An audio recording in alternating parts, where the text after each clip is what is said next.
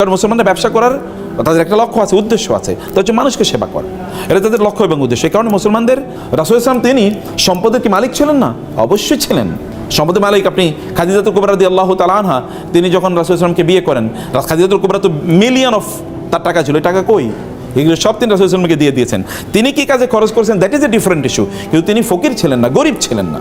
জিবরিল এসে বললেন, আমি উহুদ পাহাড়কে আপনার জন্য স্বর্ণে রূপান্তরিত করে দিই। তিনি বলছেন, না, দরকার নাই। আপনি মুসলিমদের যদি উম্মার দিকে যদি তাকান, 10 জন যারা আশারে মুবাশশারা মানে জান্নাতের সুসংবাদপ্রাপ্ত সাহাবী 10 জন, এর মধ্যে 9 জনই ছিল ব্যবসায়ী। কজন ছিল ব্যবসায়ী? 9 জনই ছিল ব্যবসায়ী। এই উম্মার সবচেয়ে বড় ব্যক্তির নাম কি বলেন তো? রাসূল সাল্লাল্লাহু আলাইহি ওয়াসাল্লামের পরে আবু বকর রাদিয়াল্লাহু তাআলা আনহু কত বড় ব্যবসায়ী ছিলেন, কি পরিমাণ কৃতদাসকে মুক্ত করে দিয়েছেন তিনি তার টাকা দিয়ে কিনে। এই উম্মার 2 নম্বর ব্যক্তি হচ্ছেন ওমর রাদিয়াল্লাহু তাআলা আনহু, ব্যবসায়ী ছিলেন। এই উম্মার 3য় সবচেয়ে বড় ব্যক্তির নাম কি? ওসমান রাদিয়াল্লাহু তাআলা। সবচেয়ে নামই তো ওসমান গনি, মানে ওসমান ধনী, ওসমান দা রিচ, নামের অর্থ ওসমান দা রিচ। এইরকম মানুষে তারা ছিলেন। এবং এদের দিন প্রচারের ক্ষেত্রে 3 জন ব্যক্তির অবদান যদি সবচেয়ে বেশি হয়, একজন হচ্ছে খাদিজাতুল কুবরা রাদিয়াল্লাহু তাআলা, কারণ তার সম্পদ সব দিন প্রচারের জন্য কাজে লেগেছে।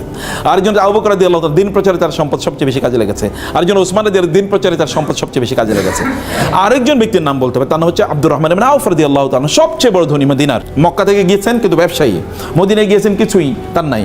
একজন এর সাথে তার বন্ধুত্ব করে দেওয়া হয়েছে। তিনি তাকে গিয়ে বললেন যে, তোমার সাথে আমার বন্ধুত্ব, তো আমার ঘরের অর্ধেক তোমার দিয়ে দিই, এবং আমার যে মানে একটা ফ্যাক্টরি আছে এখান থেকে অর্ধেক দিয়ে দিই, বা আমার একটু এগ্রিকালচারাল ল্যান্ড আছে তোমাকে অর্ধেক দিয়ে দিই, বাকি অর্ধেক আমি চাষাবাদ করবো। বলে, না, তোমার ঘরও আমার দরকার নাই, তোমার ল্যান্ডও আমার দরকার নেই, তুমি একটু বাজার আমার দেখা দাও। বাজার কোন দিকে? তারা নিয়ে গেলেন বাজারে। বাজারে যাওয়ার পরে তিনি অন ক্রেডিট জিনিস নিলেন। অন ক্রেডিট মানে ওই যে লোকেরা তো দোকান বসে তারা বিক্রি করতে, তিনি বলছেন, ভাই তোমার জিনিসগুলো আমারে দাও, আমি বেচে তোমার টাকা দিই। কত করে দিতে হবে বলো? বলে, এত এত করে। এবার তিনি এগুলো নিয়ে আসলেন, ফেরি করে বেচতেছেন, ওই বাজারে তিনি বিক্রি করছেন। বাজারে ফেরি করে বিক্রি করে উনি এক জায়গায় বসে থাকতো, উনি ফেরি করে বিক্রি করতেছেন। আপনি ওইখানে দোকানে গিয়ে এটা পাওয়ার আগে আপনি ওই রাস্তায় পেয়ে গেছেন, তখন আপনি তার কাছ থেকে গিয়ে নিলেন। নিচে হচ্ছে 10 টাকার জিনিস, বেচতে হচ্ছে 20 টাকা। আর কয় টাকা লাভ হয়েছে তার? 10 টাকা। এই যে পুঁজি তৈরি হয়ে গেল। এরপরে মদিনা তিনি 1 নম্বর ব্যক্তিতে পরিণত হয়েছে, 1 নম্বর ধনী তিনি। অথচ শুরু করছেন কি দিয়ে? জিরো দিয়ে, আইডিয়া। এবং তিনি জান্নাতের সুসংবাদপ্রাপ্ত সাহাবী। মানে আপনি যদি মনে করেন টাকা পয়সা না থাকা মানে হচ্ছে আমি অনেক বড় আল্লাহওয়ালা, ফকির মানে আল্লাহওয়ালা, মিসকিন মানে হচ্ছে আল্লাহওয়ালা, নো। কাদাল ফাকরু ইয়াকুনা কুফরান, দারিদ্র মানুষকে কাফের বানিয়ে দেয়। টাকা কম থাকলে মানুষের মধ্যে কি ঢুকে? কুফরি ঢুকে। বাংলাদেশের প্রেক্ষাপটে আপনি দেখবেন সবচেয়ে বেশি নামাজি কি রিক্সাওয়ালার আর কাজের বুয়ারা, আর যারা ইয়েতে থাকে ওই যে বস্তি থাকে তারা সবচেয়ে বড় আল্লাহওয়ালা। আপনি তাদেরকে মসজিদে কোথাও খুঁজে পাবেন? একজন মসজিদে খুঁজে পাবেন না। দেখবেন এরা মসজিদে না, এরা দিনও বোঝে না, ইসলামও বোঝে না, কিচ্ছু বোঝে না। তার মানে দারিদ্র মানুষকে কাফের বানিয়ে দেয়। দারিদ্রের কারণে সে ইসলাম বুঝতেই পারে না। দারিদ্র থাকলে মানুষ আল্লাহর ইবাদত করতে পারে না। সে কারণে দারিদ্রের সাথে ফাইট করতে হবে আপনাকে। আলী রাদিয়াল্লাহু বলেছেন, দারিদ্র যদি কোনো মানুষের নাম হইতো তাহলে ওই লোকের আমি জবাই করে ফেলতাম, কারণ ও থাকলেই মানুষ কষ্ট পাবে। অথবা এই কারণে আমি তাকে হত্যা করে ফেলতাম। লাউ কানাল ফাকরু রাজুলান লাকাতালতুহু, যদি দারিদ্র কোনো ব্যক্তির নাম হতো তাহলে ওই লোকের দায়কে আমি হত্যা করে ফেলতাম। দারিদ্র এটা ইসলাম কোনোদিন এটাকে সেলিব্রেট করে না, যে ঠিক আছে তুমি দরিদ্র, এবারে তোমার আমি সালাম দেবো। নো, কেন তুমি দরিদ্র হলা? ওমর রাদিয়াল্লাহু তাআলার কাছে কোনো লোক গেলে তিনি তাকে বলতেন, তুমি করো কি? বলে, কোনো কাম করি না। বলে, যাও আমার কাছ থেকে সরো, যে দুনিয়ার কামও করেন আখেরাতেও কাজ করে, তো অথর্ব স্টুপিড, এই স্টুপিড যেন আমার সামনে না আসে। কাজ করতে হবে। আল্লাহ সুবহানাহু ওয়া তাআলা এই দুনিয়া নিয়ন্ত্রণ করার জন্য আপনাকে পাঠাইছেন, দুনিয়ার মালিক হওয়ার জন্য আপনাকে পাঠিয়েছেন। এখন আপনি দুনিয়ার মালিক হবেন না, আপনি দুনিয়ার স্লেভ হবেন। কেমন কথা? আপনি দুনিয়ার দাস না, দুনিয়ার দাস না, আপনি দুনিয়ার প্রভু, মানে আপনি দুনিয়ার লর্ড, আপনি দুনিয়ার কি মালিক। দুনিয়া আপনি নিয়ন্ত্রণ করবেন, আপনাকে মালিক হিসেবে আল্লাহ তাআলা দুনিয়া পাঠিয়েছেন। তাহলে দুনিয়ার মালিক হওয়ার জন্য করণীয় কি? দুনিয়ার মালিক হওয়ার জন্য করণীয় হচ্ছে আপনাকে টাকা সম্পদ ইনকাম করতে হবে।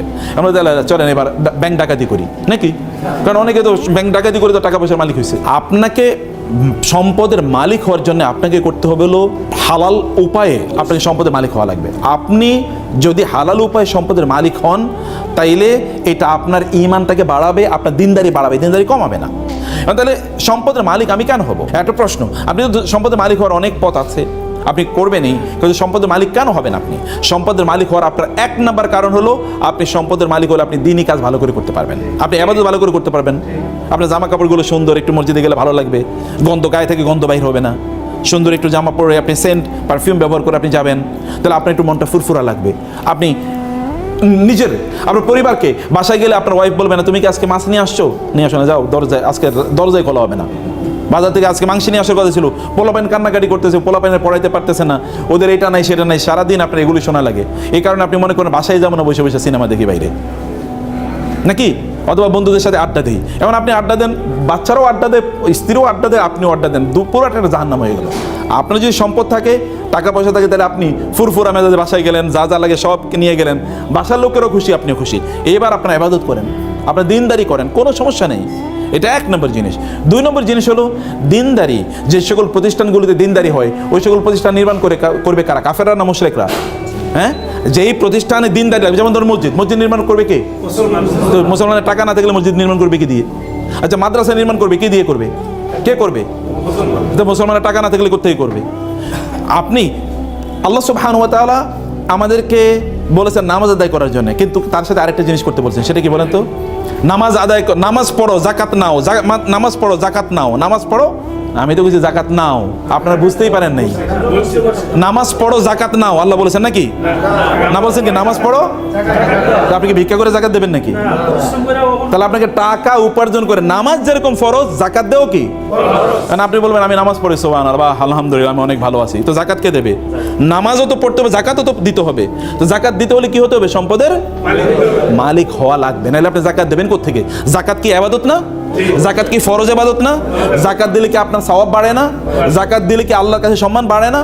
তো আপনি কেবল জান্নাতে চলে যাবেন নামাজ পড়ে, জাকাত না দিয়ে আপনি জান্নাতুল ফেরদৌসের মালিক হয়ে যাবেন? নো, জাকাত দেওয়ার মালিক হওয়া লাগবে। তো জাকাত দেওয়ার মালিক হতে হলে কি লাগবে?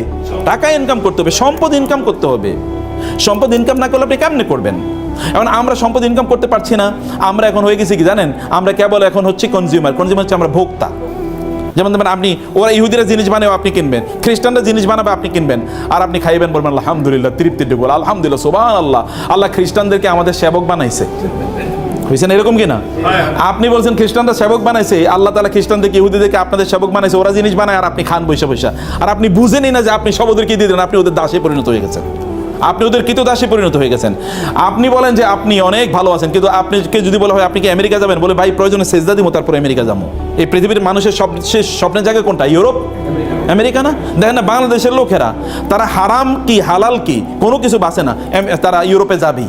ওইখানে গিয়ে ইসলাম পালন করতে পারবে কি পারবে না, কোনোটাই না। আচ্ছা, এই পৃথিবীতে সবচেয়ে বড় রিফিউজি থাকে কোন সকল দেশে?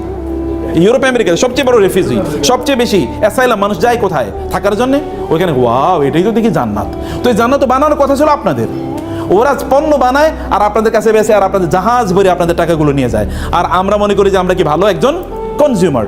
পণ্য তো আপনাদের বানাতে হবে, বানায় আপনাদের বেচতে হবে। আপনাদের পূর্বপুরুষের দিকে তাকান, আপনারা সিনবাদের কথা শুনেছেন না? আচ্ছা, সিনবাদরা করছে কি? সেই আরবের লোকেরা যদি মনে করতো যে আমরা আরব দেশে থাইকাই আমরা কি কেবল দিন প্রচার করবো, তাহলে কি আমরা মুসলমান হইতাম? আচ্ছা, আরব দেশের লোকেরা এখানে আসছে কিভাবে? ওরা তো পণ্য বিক্রি করার জন্য এসছে, বিজনেসম্যানরা এখানে এসছে। কোন দিক দিয়ে এসছে? তারা এসে হলো ওই যে আরব সাগর থেকে ইন্ডিয়ান ওশিয়ান মানে ভারত মহাসাগর হয়ে বে অফ বেঙ্গল, এই বঙ্গোপসাগরে আসছে। এরপরে ওই যে চিটগং শব্দটাই তো সাতিগাং। গাং মানে কি? গাং মানে নদী, আর সাতিয়ন মানে আরবি শব্দ। এটা চিটগং শব্দটা আরবি, সাতিগং হচ্ছে নদীর কুল, নদীর উপকূল, মানে ওইখান দিয়ে এসে তারা এখানে থাকতো। এইখান থেকে তারপরে তারা মালয়েশিয়া যেত, এখান থেকে তারা ইন্দোনেশিয়াতে যেত।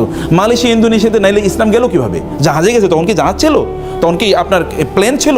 না, এই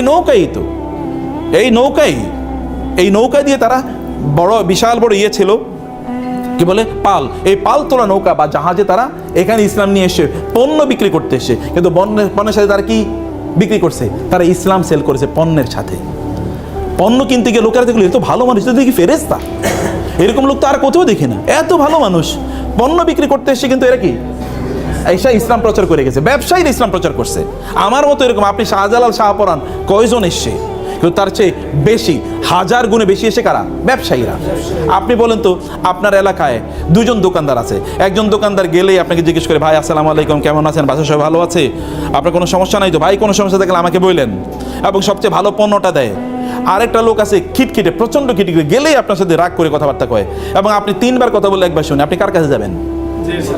যে সালাম দেয়, কথাবার্তা শুনে, এই লোকটা তো ভালো, তার সাথে গল্প করবেন, তার মতো হতে চাইবেন, বলে আপনার সন্তানকে বললেন ওই লোকটার মতো, দেখো না কত সুন্দর করে কথাবার্তা বলে।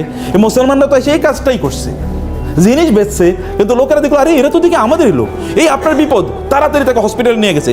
আপনার ওয়াইফের সমস্যা, তাড়াতাড়ি তোর ওয়াইফের পাঠিয়ে যায়, দেখা তো তার বাচ্চা হবে, একটু তুমি তাকে হেল্প করো তো। মানুষ যেগুলো, এরাই তো সবচেয়ে ভালো মানুষ। এবং এরা তখন কি এদের বলো তো আপনারা আসলে কোন ধর্ম পালন করেন, বলে আমরা এই ধর্ম পালন করি, ঠিক আছে আপনাদের ধর্ম আমরাও পালন করা শুরু করে দিলাম। এরা এইভাবে মুসলমান হয়ে গেছে, বুঝতে পেরেছেন?